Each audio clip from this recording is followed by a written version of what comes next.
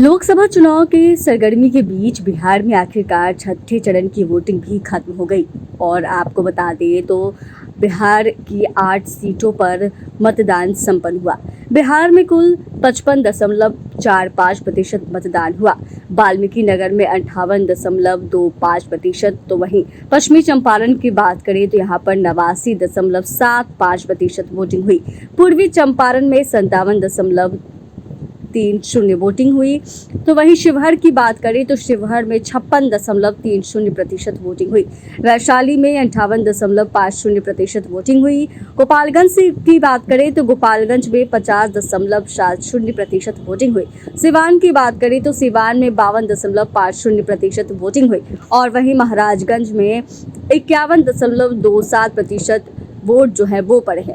मुख्य निर्वाचन पदाधिकारी HR श्रीनिवास ने बताया कि 55.45% मतदान हुआ, जो लोकसभा चुनाव 2019 से लगभग 3% कम मतदान है। लोकसभा चुनाव 2019 में कुल 58.47% जो है वो मतदान हुआ था।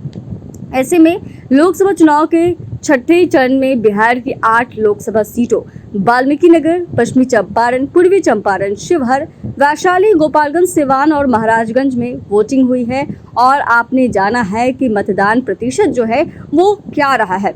और वहीं हम आपको बता दें तो बिहार में छठे चरण में सबसे ज्यादा पश्चिमी चंपारण में यानी कि 59.75% मतदान हुआ है। तो वहीं अगर सबसे कम प्रतिशत की बात करें तो गोपालगंज में 50.70% मतदान हुआ है और वहीं वाल्मीकि नगर की कुछ विधानसभा में वोटिंग जो है वो 4 बजे तक ही हुई। वहीं इसके अलावा सभी सीटों पर 6 बजे तक मतदान हुआ है।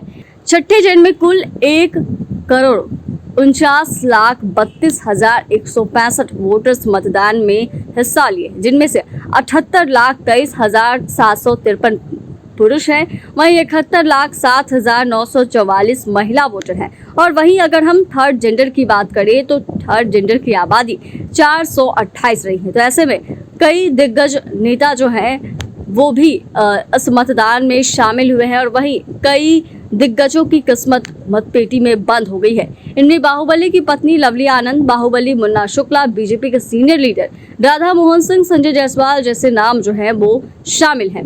कई सारी चीजें हैं। देखने वाली बात तो यह भी होगी कि मतदान तो संपन्न हो गया है और इस बार जो है फिर से यही देखने को मिला है कि वोटिंग परसेंट क्या रही है, यानी कि इस बार भी यानी कि 2024 के लोकसभा चुनाव की बात करें तो इस बार भी 2019 के मुकाबले 3% वोटिंग जो है वो कम हुई है।